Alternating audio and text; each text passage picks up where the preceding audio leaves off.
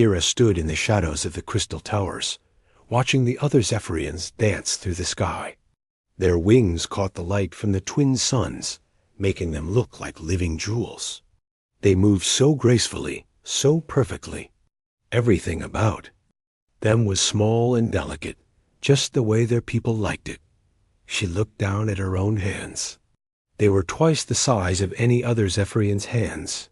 Her wings were broad and powerful, not thin and pretty like theirs.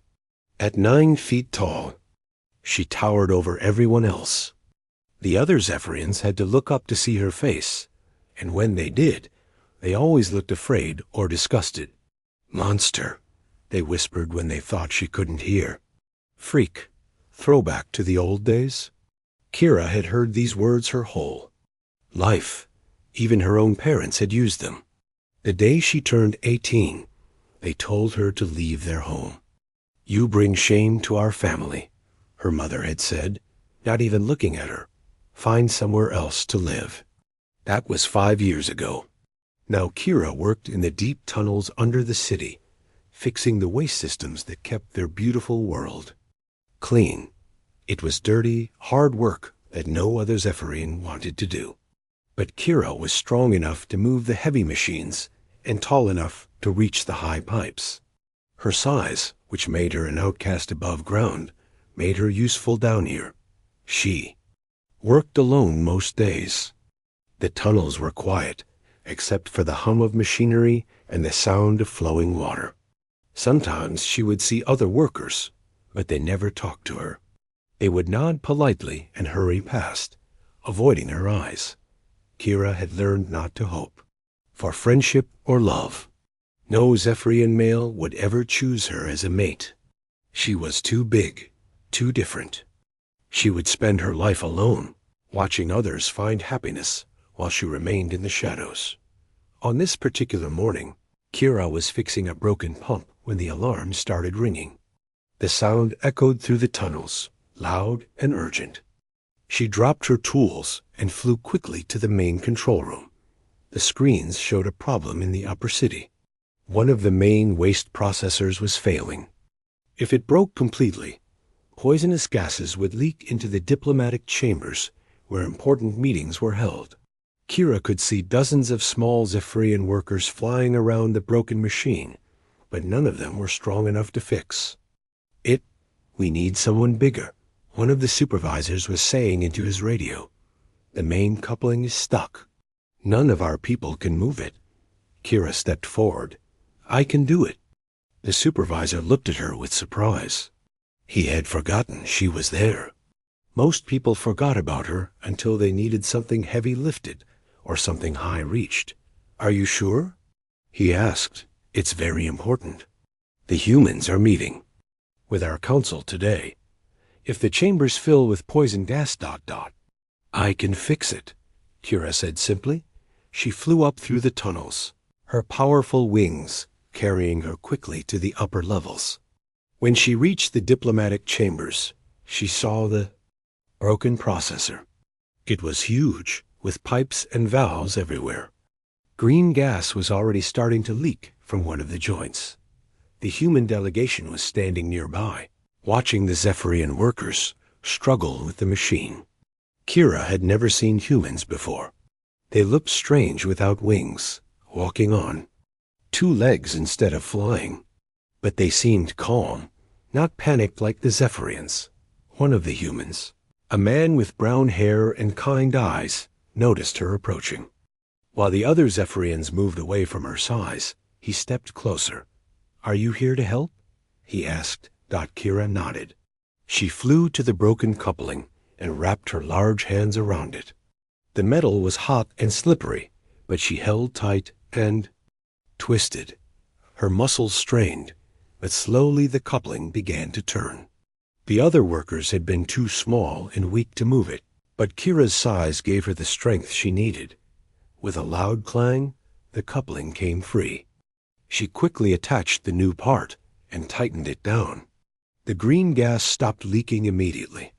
The Zephyrian workers cheered, but quietly and politely, as was their way. The humans clapped loudly, which seemed strange but friendly. the brown-haired human walked over to her. "That was amazing," he said. "I'm Jake Morrison, captain of the human ship. What's your name?" "Kira," she said, surprised that he was talking to her. Most people just walked away after she fixed something. "You're incredibly strong," Jake said, "and fast. How did you know exactly what to do?" "I work with machines like this every day," Kira explained. "In the tunnels below the city?" "The tunnels? That must be interesting work. Do you enjoy it?" No one had ever asked Kira if she enjoyed her work before. She thought about it for a moment. "Yes," she said. "I like fixing things, making them work properly." Jake smiled. "I can tell you're good at it. Thank you for saving our meeting. Without you, we would all be breathing poison gas right now." Kira felt something strange in her chest. It took her a moment to recognize the feeling. It was pride. Someone was grateful for her help, not just relieved that the problem was solved. "I should go back to work," she said, preparing to fly away. "Wait," Jake said. "Would you mind if I visited you sometime? I'd like to learn more about how your city works. The engineering is fascinating." Kira stared at him. No one had ever wanted to visit her before. "You want to see the tunnels?" "If you wouldn't mind showing me," Jake said. "I'm an engineer too. Back on my ship, I love seeing how different worlds solve problems." For the first time in years, Kara smiled. "Yes," she said, "I would like that." As she flew back to the tunnels, Kira felt lighter than she had in years. Maybe, just maybe, she had found someone who saw her as more than just a monster. Jake came to visit Kira 3 days later. She had been wondering if he really meant it, or if he was just being polite. But there he was, standing at the entrance to the tunnel system, looking curious and excited. "This is incredible," he said, as Kira led him through the underground passages. "Your people built all of this?" "Many years ago," Kira explained. "Back when we were still learning to fly. We needed tunnels to move around safely. The tunnels were wide and tall, built for Zephyrians who couldn't yet soar through the sky. Now they were used mostly for maintenance and storage." Kira's footsteps echoed as she walked, but Jake's boots made different sounds on the crystal floors. "On Earth, we have tunnels too," Jake said. "But ours are made of concrete and metal. These crystal walls are beautiful." Kira had never thought of the tunnels as beautiful. To her, they were just her workplace, the only place where her size didn't matter. But seeing them through Jake's eyes, she noticed how the light played on the crystal surfaces, creating patterns of color on the walls. "Tell me about Earth," she said as they walked deeper into the system. Jake's face lit up. "Earth is very different from here. We don't have twin suns, just one. And humans come in all different sizes. Some are tall like you, some are short like me. Some are thin, some are wide. We think differences make us stronger." "Stronger?" Kira couldn't hide her surprise. "But differences are bad." "That's what everyone says." "Not on Earth," Jake said firmly. "We learned long ago that when different people work together, they can solve problems that none of them could solve alone. Like yesterday, your strength fixed something that smaller people couldn't handle." They reached Kira's main work area, where several large machines hummed quietly. Jake examined everything with great interest, asking questions about how each system worked. Kira found herself talking more than she had in months, explaining the engineering behind the waste processing systems. "You designed some of these improvements yourself?" Jake asked, looking at a modified filtration unit. Kira nodded shyly. "The old system wasn't working well. I thought of a better way." "This is brilliant," Jake said, studying her modifications. "You've increased efficiency by at least 30%. Have you shown this to your supervisors?" "They don't ask for my ideas," Kira said. "They just want me to fix things when they break." Jake looked angry for a moment. "That's their loss. You have a gift for engineering." Over the following weeks, Jake visited Kira regularly. Sometimes he brought other humans with him, his engineer Lisa, his communications officer Ben, and others. They all treated Kira with respect and curiosity, never acting afraid of her size. The humans shared stories of their own world, describing cities built upward instead of floating in the air, oceans that covered most of the planet, and animals that came in thousands of different shapes and sizes. Kira loved hearing about Earth's diversity. "I was too small to be a soldier." At first, Jake told her one day, "The military said I wasn't big enough for combat duty. But I proved them wrong by working harder and thinking smarter than the bigger soldiers." "What changed their minds?" Kira asked. "One saved my unit during a battle by fitting through a small space that no one else could navigate. Sometimes being different is exactly what you need." Kira had never heard anyone talk about being different as a good thing. All her life, she had been told that her size was a flaw, something to be ashamed of. But Jake and his friends saw her differences as strengths. When a major crisis struck the city's power systems, Kira found herself working alongside the human engineers to solve it. The main power coupling had failed deep inside the central generator, in a space too small for most Zephyrians, but too large for humans to reach effectively. Kira's size made her the perfect person for the job. She could fit into the space and had the strength to handle the heavy components. Working with Jake and Lisa, she managed to repair the damage and restore power to half the city. "You saved thousands of lives today," Jake told her as they emerged from the generator building, covered in grease and crystal dust. "We all did," Kira corrected him. "I couldn't have done it without your knowledge and Lisa's technical skills." "That's what I mean," Jake said, smiling. "We make a great team." As the weeks passed, Kira began to look forward to Jake's visits more and more. He made her laugh with stories of human customs and mistakes. He listened to her ideas about improving the city's systems. Most importantly, he saw her as a person, not a monster. The other Zephyrians noticed Jake's frequent visits to the tunnels. Some whispered that it was strange for a human to spend so much time with the Outcast. Others worried that Kira might be sharing secrets about their technology. "People are talking," Kira warned Jake one day. "They think our friendship is inappropriate." "Do you think it's inappropriate?" Jake asked. Kira considered this. She had never had a real friend before. Jake's company made her happy in a way she had never experienced. "No," she said. "I don't." "Then that's all that matters," Jake said. "Let them talk." But Kira could see that Jake was troubled by something. He seemed distracted during his visits, and sometimes she caught him staring at her with an expression she couldn't identify. One evening, as they sat in her small apartment in the lower levels of the city, Jake finally spoke about what was bothering him. "Kira," he said carefully, "I need to tell you something. My feelings for you have grown beyond friendship." Kira's heart began to beat faster. "What do you mean?" "I mean, I care about you in a way that's more than friendship. On Earth, we would call it love." Kira stared at him in shock. Love? No one had ever loved her before. Her own family had rejected her. "But I'm too big," she whispered. "I'm different. I'm wrong." "You're not wrong," Jake said firmly, taking her large hand in his. "Smaller ones. You're perfect exactly as you are. Your size, your strength, your brilliant mind. Everything about you is wonderful." Tears began to flow down Kira's face.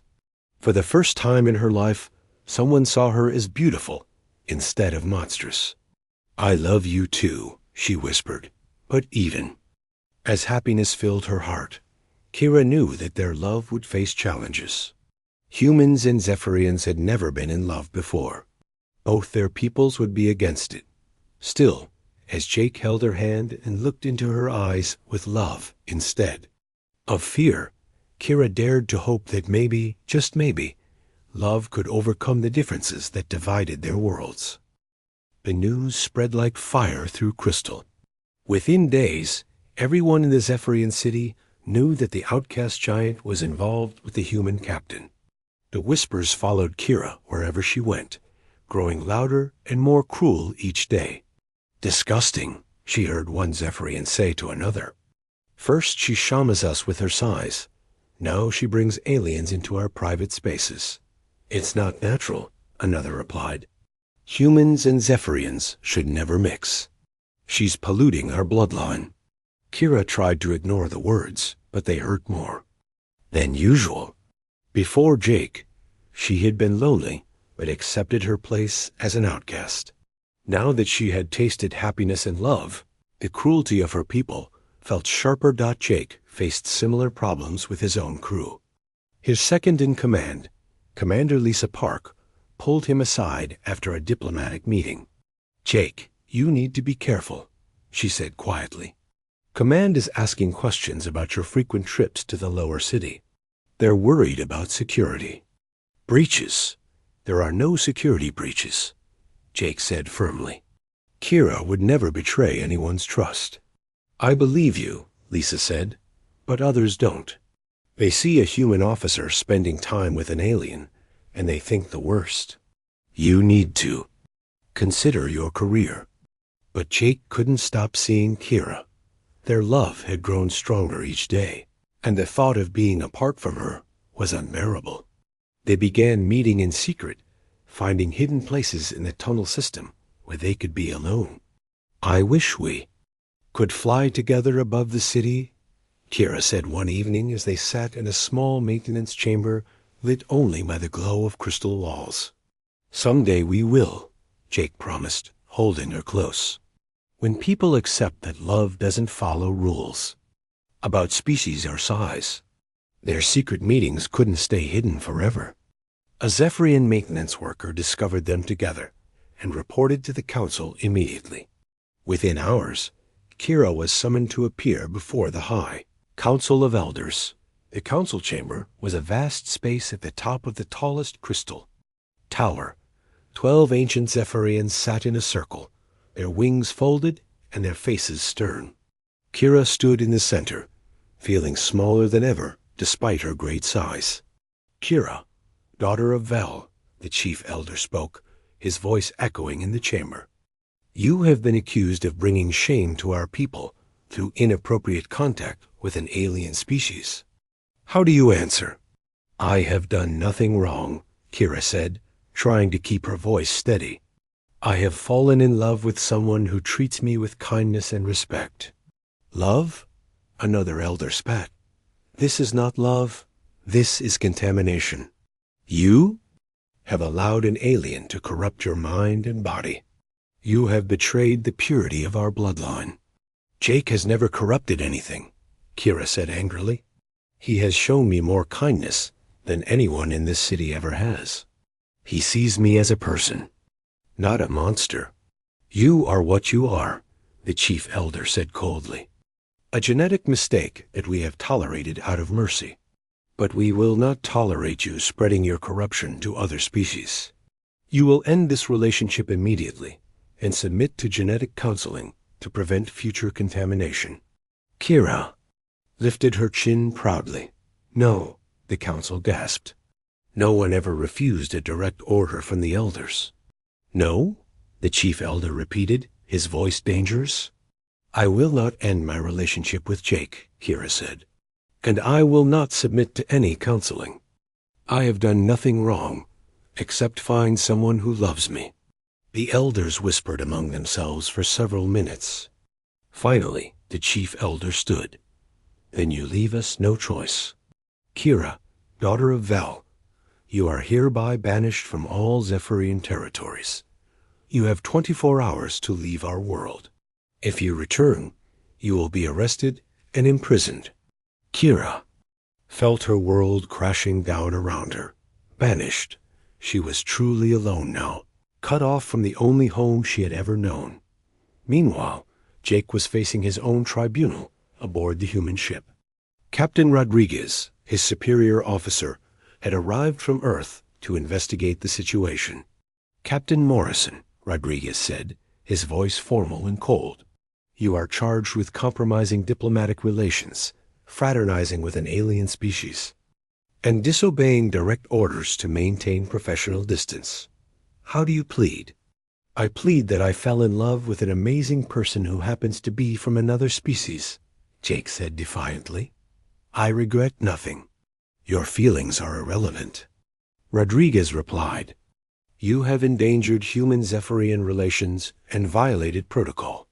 You are hereby stripped of your rank and discharged from service. You will return to Earth on the next transport." "I'm not going anywhere," Jake said. "This is not a request." "Morrison, it's an order." "I resign my commission," Jake said. "I'm a civilian now." "You can't order me to do anything." Rodriguez's face turned red with anger. "You're throwing away your entire career for an alien?" "I'm choosing love over fear," Jake corrected him. "And her name is Kira." That night, Jake and Kira met in the tunnels one last time as residents of the Zephyrian world. Both had lost everything: their homes, their careers, their people's approval. "What do we do now?" Kira asked, tears streaming down her face. "We leave together," Jake said simply. "There are other worlds, other places where people like us can build new lives. But where? Who would accept us?" Jake pulled out a star chart. "There's a frontier world called Haven's Edge. It's rough and dangerous, but people there are too busy surviving to worry about who's different. Outcasts from dozens of species live there." Kira looked at the chart, then at Jake's determined face. "You would give up everything for me?" "I already have," Jake said, taking her hands. "My career, my home, my people's approval. None of it matters without you." 2 days later, they boarded a transport ship heading for the frontier.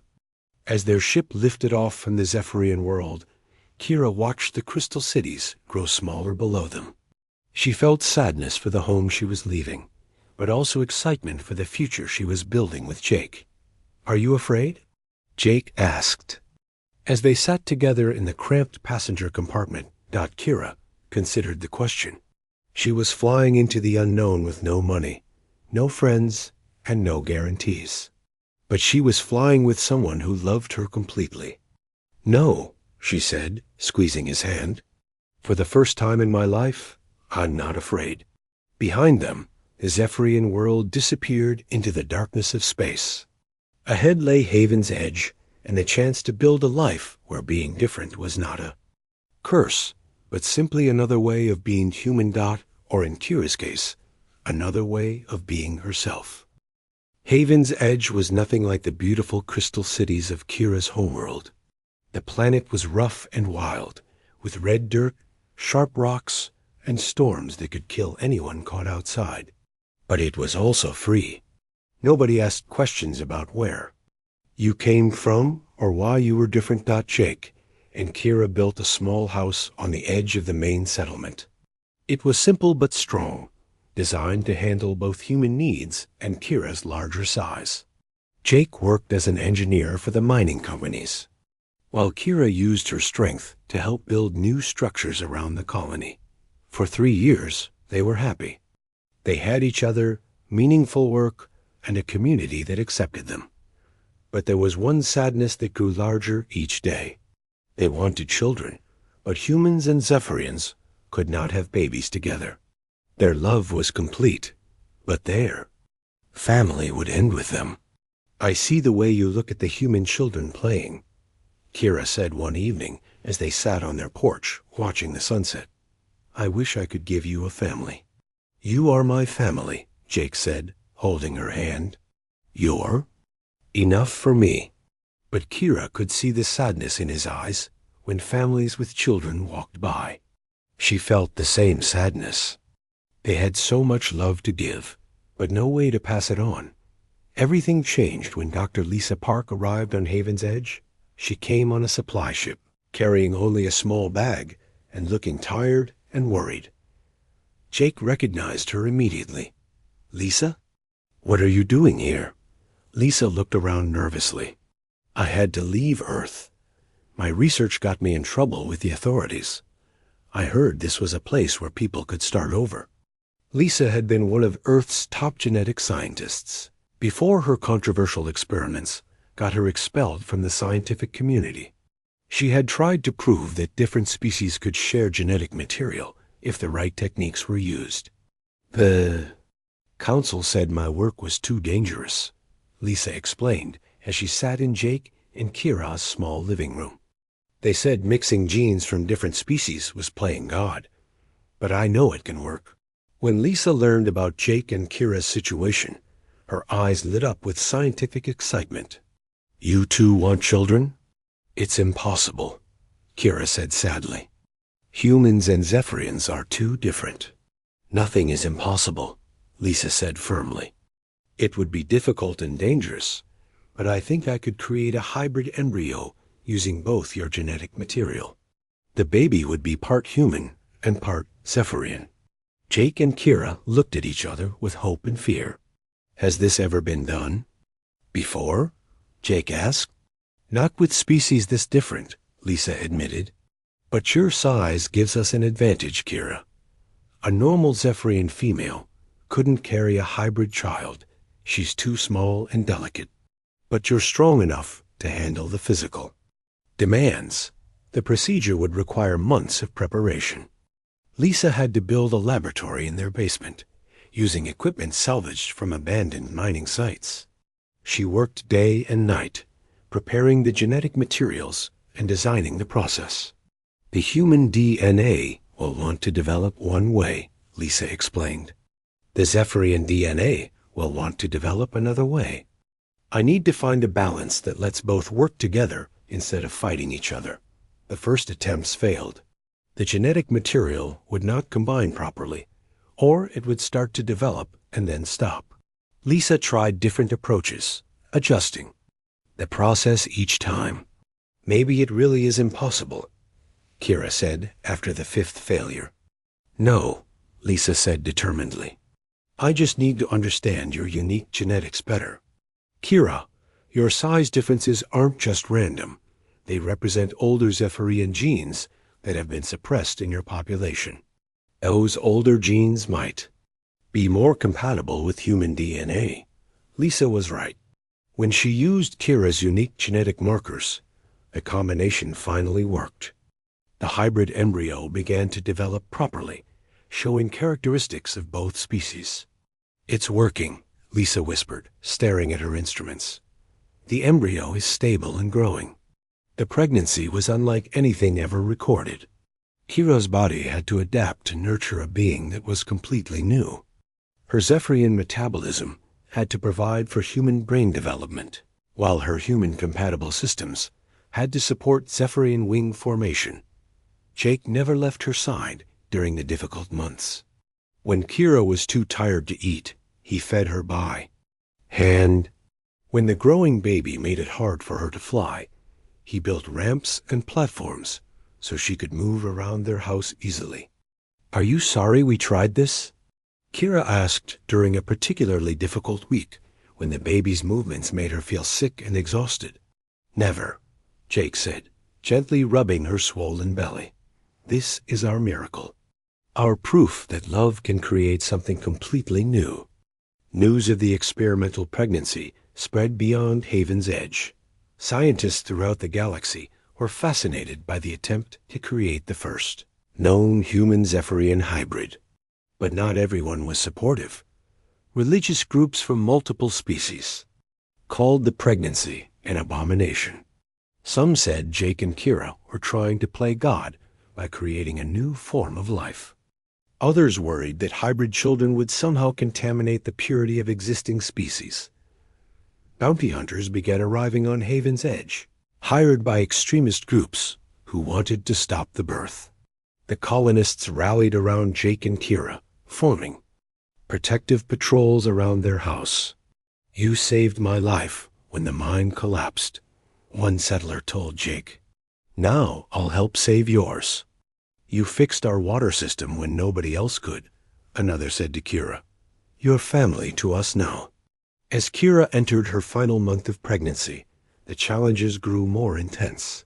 Her body was exhausted from supporting a developing life that was unlike anything that had ever existed. Lisa monitored her constantly, adjusting medications and treatments to keep both mother and baby healthy. "The baby is strong," Lisa reported. "Heart rate is good, brain activity is normal. But the birth is going to be complicated. We need to be ready for anything." Jake held Kara's hand as they prepared for the most important day of their lives. Their love had already overcome prejudice, exile, and the laws of nature.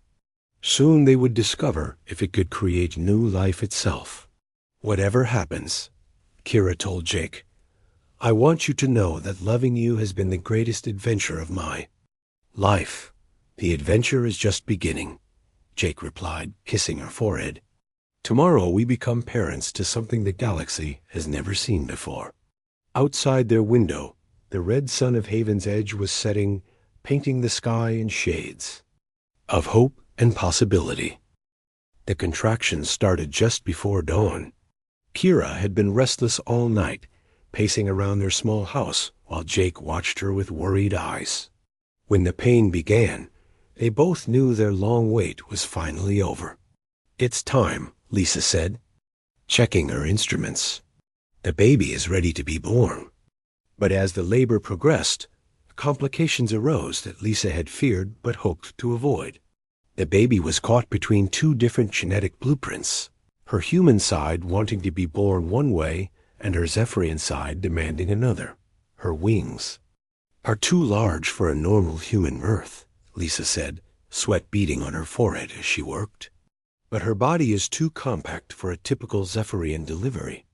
Kira's face was twisted with pain, but she remained strong. Her unusual size and robust constitution were the only things keeping her alive through this unprecedented birth. Any normal Zephyrian would have died from the complications already. "I can do this," Kira gasped between contractions. "I was made for this." Jake held her hand, giving her all his strength and love. "You're the strongest person I know. You can do anything." Outside their house, the colonists of Haven's Edge stood guard. Word had spread that bounty hunters were approaching the settlement, hoping to stop the birth before it could succeed. But the settlers had decided that Jake and Kira were family, and family protected each other. "Nobody gets through," announced Tanchon, the settlement's unofficial leader. "This baby represents hope for all of us outcasts and misfits. We won't let anyone destroy that." Inside, Lisa worked frantically to help Kira through the birth. "I need you to push now, but carefully. The baby's wings are delicate." With a final, tremendous effort, Kira pushed, and suddenly the room filled with a new sound, the cry of a baby who was unlike anything the galaxy had ever heard. "She's here," Lisa whispered, tears streaming down her face. "She's perfect." Baby Alex was indeed perfect. She had her mother's delicate crystalline features and gossamer wings, but her father's compact human build and bright, curious eyes. Her skin shimmered with both human warmth and Zephyrian crystal-like beauty. When she opened her tiny wings, they caught the light and scattered rainbows around the room. "Hello, little one," Jake said softly, taking his daughter in his arms for the first time. "Welcome to the universe." Kira, exhausted but glowing with joy, reached out to touch her baby's face. "She's beautiful. She's everything we dreamed of and more." The news of Alex's successful birth sent shockwaves throughout the galaxy. Scientists called it the breakthrough of the century. The first viable hybrid between two completely different species had not only survived, but appeared to be healthy and strong. But the reaction wasn't all positive. On the Zephyrian homeworld, the High Council declared the birth an abomination that threatened the purity of their race. On Earth, politicians debated whether hybrid children should have the same rights as pure humans. "They're afraid," Jake said as he read the news reports while rocking Alex to sleep. "They're afraid that if people see how beautiful our daughter is, They'll start questioning all their prejudices about purity and superiority. Let them be afraid, Kira said firmly. Alex is proof that love is stronger than fear. She's proof that differences can create something wonderful instead of something threatening. As Alex grew, she displayed abilities that neither species possessed alone. She could fly with the grace of a Zephyrian, but also had the curiosity and adaptability of a human. She learned to speak both languages before she was 2 years old, and showed a natural talent for engineering that amazed even Lisa. She's not just a combination of both species, Lisa observed as she watched 3-year-old Alex build complex structures with her toys. She's something entirely new. Her hybrid nature gives her capabilities that neither humans nor Zephyrians have. The success of Alex's birth opened doors throughout the galaxy. Other interspecies couples began arriving on Haven's Edge, seeking Lisa's help to have children of their own. Their rough frontier world transformed into a center of genetic research and interspecies cooperation. We're not just a family anymore, Jake said one evening as they watched Alex play with children from 6 different species. We're the beginning of something bigger. Progressive voices on both Earth and the Zephyrian homeworld began to speak up, inspired by Alex's existence. Young Zephyrians questioned why size differences had led to Kira's exile when those same differences had made their galaxy's greatest breakthrough possible. Human scientists demanded that genetic purity laws be reconsidered in light of the hybrid program's success. I'm getting reports that some Zephyrian families are refusing to reject their children who are born different, Kira told Jake. They're saying that if size differences could lead to something as wonderful as Alex, maybe being different isn't a curse after all. Jake smiled. Your people are finally learning what I knew the moment I met you, that differences make us stronger, not weaker. On Alex's 5th birthday, representatives from both the human government and the Zephyrian Council came to Haven's Edge. They came not as enemies or judges, but as diplomats hoping to understand what Jake and Kira had accomplished. We were wrong to exile you, the Zephyrian representative admitted to Kira. Your love has shown us that our fear of differences was holding us back from greatness. We want to formally apologize, the human representative said to Jake. Your sacrifice has opened up possibilities we never imagined. Would you consider returning to service as an ambassador for interspecies relations? Jake and Kira looked at each other, then at their daughter playing happily with her friends of all shapes and sizes. Thank you, Jake said. But our place is here, building the future that Alex represents. Haven's Edge is our home now, Kira added. This is where outcasts become pioneers, where differences become strengths, and where love creates miracles. As the sun set over Haven's Edge that evening, Jake and Kira sat on their porch, watching Alex teach a group of children how to fly. Some had wings, some didn't, but Alex patiently showed each one how to move through the air in their own way. Do you ever regret it? Jake asked Kira. Leaving your homeworld, facing all the hatred and fear? Kira thought about her life before. Jake, the loneliness, the shame, the belief that she was broken and wrong. Then she looked at her husband and daughter, at the thriving community they had helped build, at the future they had created together. Never, she said firmly. Being cast out for my size was the best thing that ever happened to me. It led me. To you, to Alex, to all of this. Jake squeezed her hand. You know what the most amazing part is? Alex will never know what it feels like to be rejected for being different. To her, being unique is normal. That's the gift we're giving her, Kira said. And through her, we're giving it to the whole galaxy. Years passed, and Alex grew into a confident young woman who bridged worlds with ease. She became a symbol of unity and possibility, proving that love could indeed overcome any barrier. The techniques Lisa developed for her birth were refined and improved, allowing hundreds of interspecies couples to have children of their own. Haven's Edge grew from a rough frontier settlement into a thriving city where beings from across the galaxy came to study, work, and build families together. Museums displayed the story of Jake and Kira's love, and schools taught children about the day when differences stopped being sources of fear and became sources of strength. And in their small house on the edge of town, Jake and Kira watched their daughter prepare for her own journey into the stars, carrying with her the knowledge that love knows no boundaries and that being different is not a curse, but a gift. "She's going to change the galaxy," Jake said as they watched Alex pack for her first diplomatic mission. "She already has," Kira replied. "Just by existing, she's shown everyone that impossible things are only impossible until someone proves them wrong." The outcast giant, who had once worked alone in the tunnels beneath a crystal city, had become the mother of a new future. Her love story with a human captain had given birth to more than just a child. It had given birth to hope, to possibility, and to the understanding that the things that make us different are often the very things that make us extraordinary. And as Alex spread her hybrid wings and took flight toward the stars, she carried with her the legacy of two people who refused to let the galaxy's prejudices define their love or limit their dreams.